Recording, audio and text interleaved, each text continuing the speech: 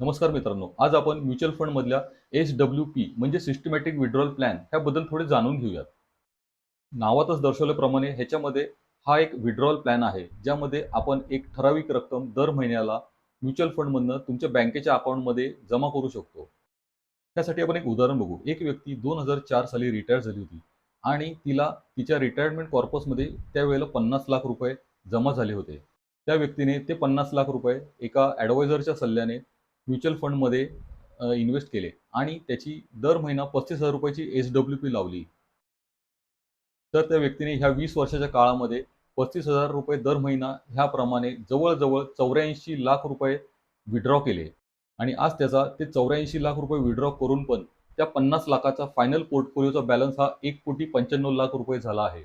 तर अशा इतर गोष्टी जाणून घेण्यासाठी आमच्या चॅनलला सबस्क्राईब करा आणि आमच्या वेबसाईटला भेट द्या. तसेच खाली दिलेल्या नंबरवर आमच्याशी संपर्क साधा. धन्यवाद.